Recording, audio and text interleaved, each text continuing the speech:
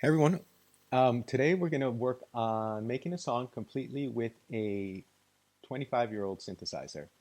The Novation Supernova is an amazing piece of gear. Super cool synthesizer, and it's been around for, like I said, a quarter of a century now. I got mine in 1999, I think. What it is a virtual analog synthesizer. It doesn't have the circuits of an analog synth. What it has instead are algorithms, and algorithms that are supposed to replicate the way that those circuits work. Sometimes the algorithms themselves can be quite complicated, and thus you can get some really cool sounds. Now, this synthesizer, I'm not going to go through it and give you a walkthrough of how it works, because overall, if you've been around synths long enough, by looking at it, you'll get a feel for it. You'll see basically that there is a performance part of it here, and that's going to be how you get multiple voices to play together. The synth is capable of 44 voices, and if you think about it, that's crazy amazing. You can make a performance on these 8 tracks, basically, and on every one of those, you can assign a program. The program is basically the single sound, okay? And then you can go through the menus and find your sounds, or you can make your sounds yourself, okay? So the oscillators are 3 oscillator synth. You can combine them together. As you would with anyone, you can do unison, you can do different things. You can modulate the sound by assigning it to a destination. You can filter the sound as you would with different filter slopes, okay, different filter types.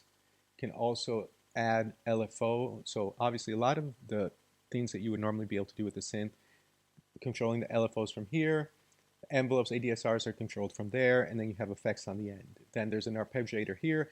You can also put an input in, so basically you can have a vocoder. That would be the menu, would be up here. And it's a fairly straightforward synth, but what we're going to do today is we're going to take advantage of the fact that the presets are from the original firmware. So what I did is I have the 1998 firmware on here, and what's cool is that the sounds that were around back then are kind of cool now. And what I want to do is I'm going to bring in the Supernova as an external instrument. I think I have it set up a little bit wrong now. Let me fix that real quick. Yeah, so I mean, listen to the sound that you're greeted with. This is literally the first sound that appears when you turn on the synth. Now, that's nuts.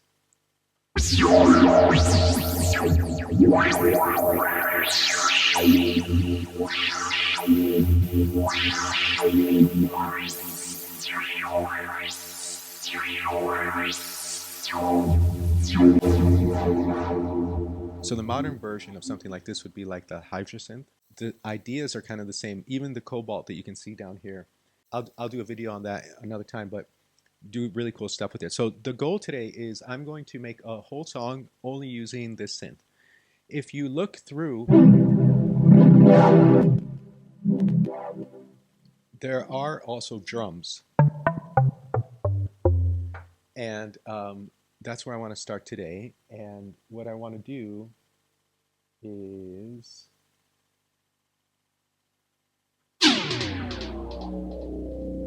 I'm going to just start with something, okay? So what I'll do is I will program in a note, and let's hear what that sounds like.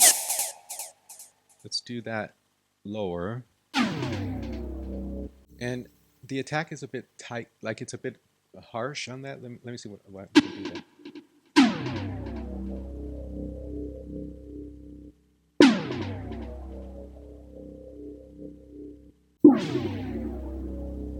Cool, I'm going to use that. And if you know me, you know I stamp to audio. So let me grab that real quick and record.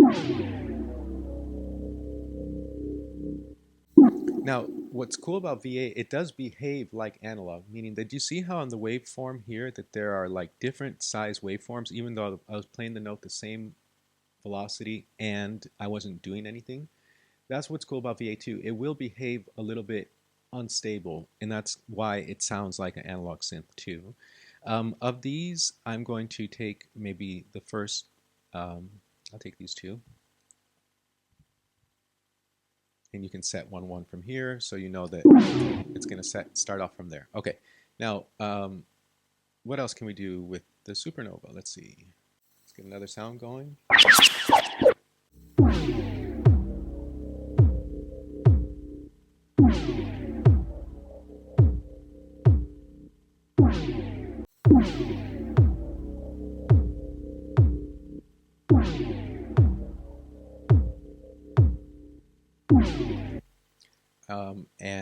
when I get that down, the reason why is because I want to see if that's gonna sound right with this.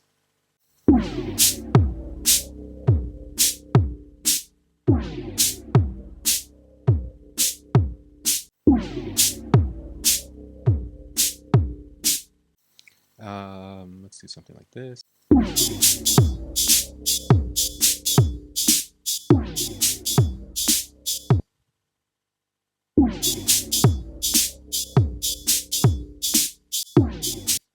Okay, so you can see how we're building, right? We can make something pretty cool with like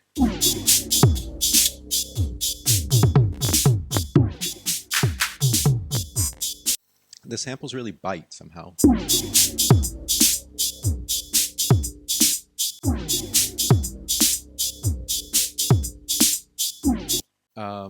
That's fine for what we need it to be for now. Now let's see what else we can do here. Let's get into like get into something more like a bass.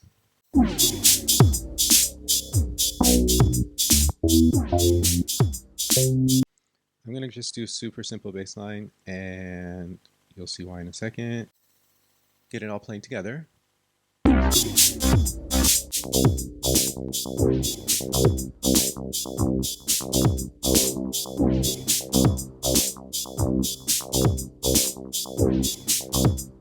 So you get the idea, right? Okay, so again, let's print.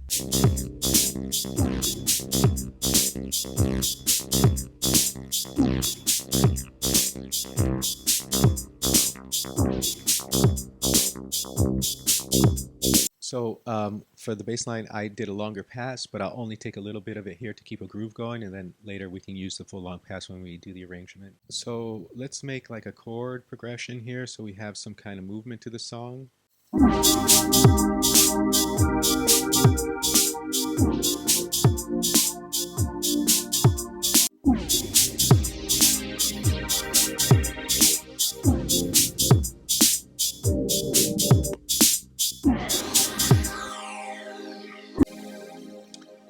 Print it down, hit it, print it, print it, print it. Let's go.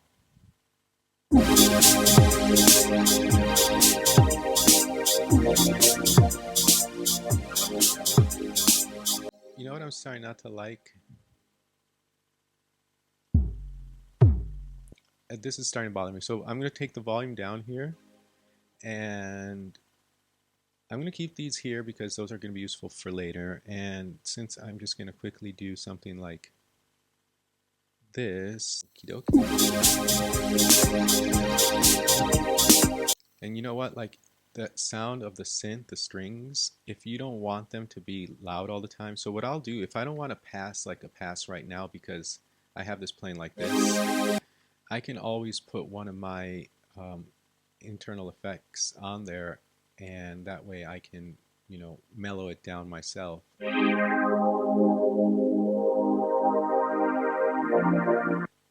Okay, it might make more sense in the mix that it's not quite as loud right now, also when you're kind of getting everything together. The kick, as you can hear, is a better kick now for what we need it to be, right? Like a nice deep kick. And that other kick, I'm leaving it as a grace note kick. So together it's something like this.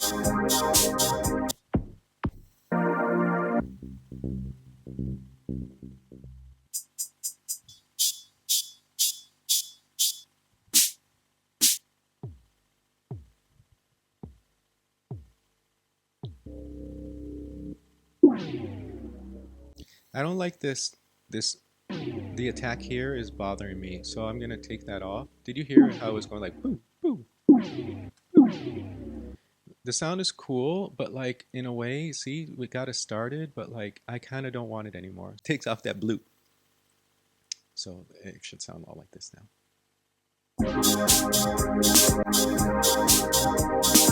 So I said I needed those strings, right? Or that progression here. Let's do like something like this.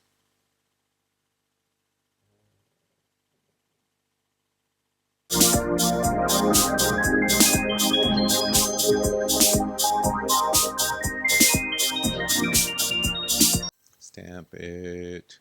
Oops, don't stamp it like that. Stamp it down. Boom. So this, I don't mind that it's playing off. You know what? It's fine. I'm going to leave this in the background here. I'm even going to have it like on an odd time. And then what I'm going to do is on top of that, I'll add another ARP. Let's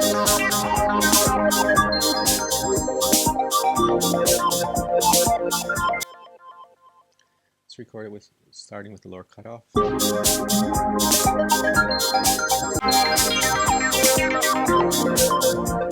Now notice how like the bell that is an ARP, this one here, is pretty unruly. We put a compressor on here and we put it on a side chain where you're going to pick up the kick from that kick that we made a second ago. It was this one. So if I plug that into here, that's audio 11. What I'm going to get is a hit every time that the kick hits, and that's going to duck the bell. So without it's like that. I'll make it a little bit lower so it's not so loud. And with it,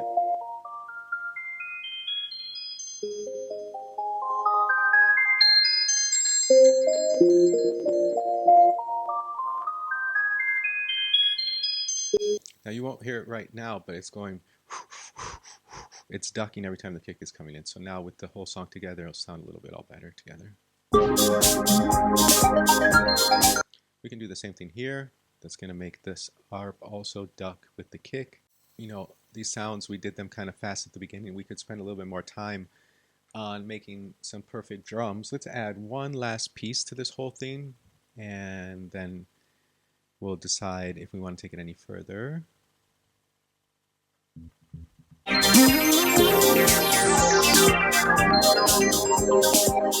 can do like a little kind of lead turnaround, something like that. Let's stamp that down a little bit too.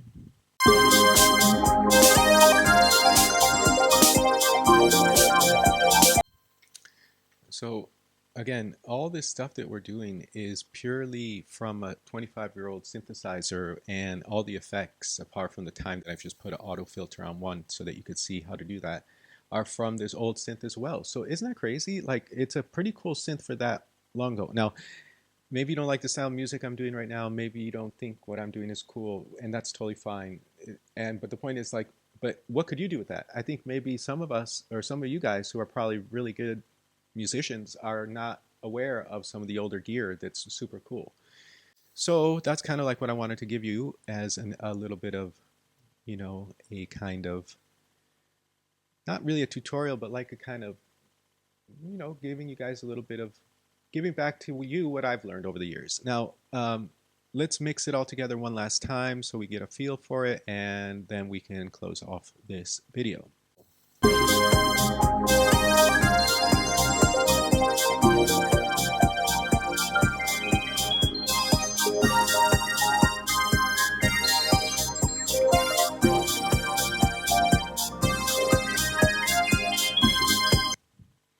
So that's it. 25-year-old synth still can make super cool sounds. I hope this video was inspiring to you, and I hope you like it. Anyway, looking forward to seeing you guys in the next one, and thank you always.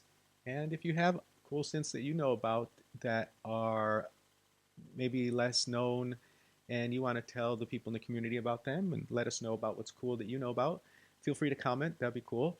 And yeah, see you guys soon.